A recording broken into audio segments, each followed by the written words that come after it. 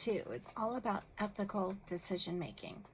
It's interesting. Sometimes when we're faced with a dilemma of two things and we have to sort through them, it can get overwhelming if we don't have a structured process.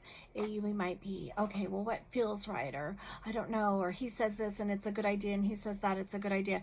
And we get overwhelmed with our decision, or think through it so much that we don't make a decision, or we question if we've made the right decision. So what we're going to spend the entire week 2 on is some material that's been borrowed with full permission. I wrote them, I got permission, I have my letter of permission.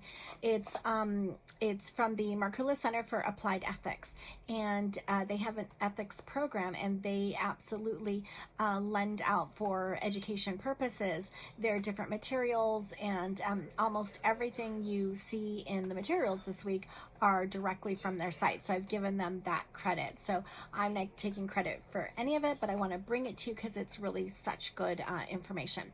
So it's going to give us 5 sources of ethical standards to review, different, I guess, lenses of how ethical decisions can be made, or decisions can be made.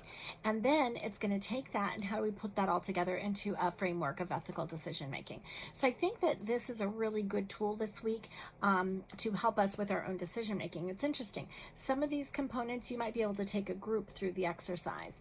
How are we as a group, or an executive team, or a division team who might be making a decision for the entire company or an entire division, as a group, or it could be something that you're using yourself and just, taking your own notes, going through your own thought process on making your own decisions if perhaps you have a quandary that you alone are addressing on a direction to take. So could be really interesting. So welcome to week 2. I hope you enjoy it. There is a lot of reading in this week. So take your time with it. Maybe a lot, a half an hour a day or an hour a day for a couple days. So there is quite a bit of reading, and some of it you want to actually go back and read again. So like I personally would read it through and then go back and read it again chunk by chunk, kind of taking a deep dive and analysis of it. There is, of course, our discussion board postings, so don't forget those.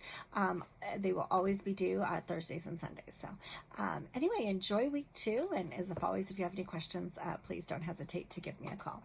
Thank you.